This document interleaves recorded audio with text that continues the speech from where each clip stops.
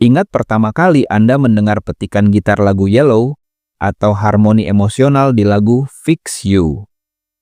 Lagu-lagu itu seolah menjadi soundtrack bagi kehidupan kita. Tapi di balik melodi-melodi indah tersebut, ada perjuangan 4 sahabat yang berjanji untuk tetap bersama meski diterpa badai popularitas. Mari kita kembali ke tahun 1996. Tempat semua keajaiban ini bermula. Chris Martin dan Johnny Buckland pertama kali berkenalan saat mengikuti masa orientasi dan pengenalan kampus di University College London, UCL, pada September 1996. Keduanya mulai menulis lagu bersama pada tahun 1997 dan rutin berlatih hampir setiap malam. Guy Berryman kemudian bergabung sebagai anggota ketiga. Tanpa kehadiran drummer, mereka merekam beberapa demo dan menamai project band tersebut Big Fat Noises pada November tahun itu. Pada 1998, Will Champion resmi melengkapi formasi. Champion kemudian menceritakan bahwa Martin, Buckland, dan Berryman datang ke rumahnya karena teman sekamarnya memiliki drum. Drummer yang seharusnya datang tidak muncul, sehingga Champion mencoba bermain drum dan akhirnya bergabung. Penampilan panggung pertama mereka berlangsung pada 16 Januari 1998 di The Laurel Tree, Camden. Beberapa minggu setelah itu, mereka sepakat menggunakan nama Coldplay. Pada Mei 1998, Coldplay merilis EP pertama mereka berjudul Safety, yang dibiayai oleh teman dekat mereka, Phil Harvey. Sebanyak 500 kopi dicetak, 150 diantaranya dijual. Harvey menjual salinan pertama seharga 3 pound sterling kepada teman sekamarnya, sementara sisanya dibagikan kepada berbagai label rekaman. Ketika Martin mengeluhkan sikap promotor di Camden, Harvey menyarankan agar mereka mengatur konser sendiri di Dingwalls. Upaya tersebut berhasil dengan terjual sekitar 50 kopi Safety. Martin sempat mengajak tim Rice Oxley untuk bergabung sebagai pemain keyboard tambahan, tetapi rencana tersebut batal karena anggota lain tidak ingin menambah personel.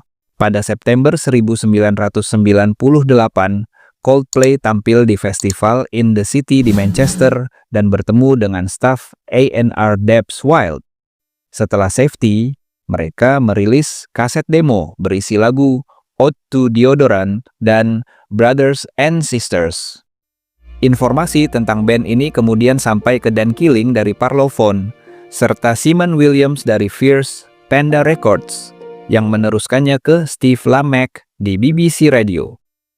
Pada 3 Januari 1999, Coldplay menjadi artis independen pertama yang tampil sebagai tamu di acara Evening Session. Seiring meningkatnya popularitas, 6 label menawarkan kontrak rekaman. Namun, Coldplay memilih Parlophone. Kesepakatan resmi ditandatangani pada April 1999 di Trafalgar Square, bertepatan dengan perilisan single Brothers and Sisters. Setelah itu, mereka kembali fokus menyelesaikan ujian akhir di UCL. Pada 27 Juni 1999, Coldplay tampil untuk pertama kalinya di Festival Glastonbury pada panggung New Bandstand. Mereka kemudian merekam EP The Blue Room yang terjual sekitar 5.000 kopi. Saat menggarap album debut Parachutes, sempat terjadi konflik internal ketika Martin dan Champion berselisih mengenai kemampuan Champion sebagai drummer.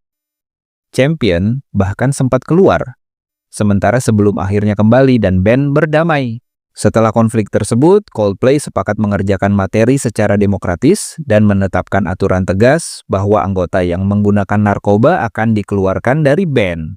Proses rekaman Parachutes berlangsung antara September 1999 1999 hingga Mei 2000 di beberapa studio dengan produser Ken Nelson. Single Shiver dirilis pada Maret 2000 dan menjadi lagu pertama Coldplay yang masuk UK Top 40. Titik balik karier mereka terjadi pada Juni 2000 dengan dirilisnya lagu Yellow yang kemudian menjadi hit besar. Album Parachutes dirilis pada 10 Juli 2000 di Inggris dan debut di posisi puncak UK Albums Chart.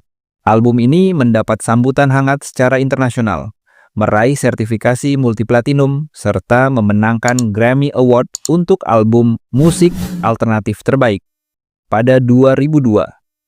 Kesuksesan ini mendorong Coldplay untuk menggarap album kedua, A Rush of Blood to the Head, yang dirilis pada 2002 dan melahirkan lagu-lagu populer seperti In My Place, Clocks, dan The Scientist. Coldplay menjalani tur dunia besar, meraih berbagai penghargaan internasional, dan terus berkembang melalui album-album berikutnya seperti X and Y, 2005, Viva la Vida or Death and All His Friends, 2008, Milo Xyloto, 2011, Ghost Stories, 2014, hingga A Head Full of Dreams, 2015. Pada tahun-tahun berikutnya, Coldplay tetap aktif melalui kolaborasi global, tur berskala besar, serta album-album baru seperti Everyday Life, 2019, Music of the Spheres, 2021, dan Moon Music yang dijadwalkan rilis pada 2024. Hingga kini, Coldplay dikenal sebagai salah satu band Inggris paling sukses dan berpengaruh di dunia musik modern. Banyak yang bilang Coldplay sudah bukan band rock lagi, tapi banyak juga yang memuji keberanian mereka bereksperimen. Kalau menurut kalian sendiri, kalian lebih suka Coldplay era akustik yang galau atau era pop yang penuh warna? Mari kita debat sehat di kolom komentar. Jangan lupa bagikan video ini ke teman kalian yang juga Coldplayers. Sampai bertemu di pembahasan selanjutnya.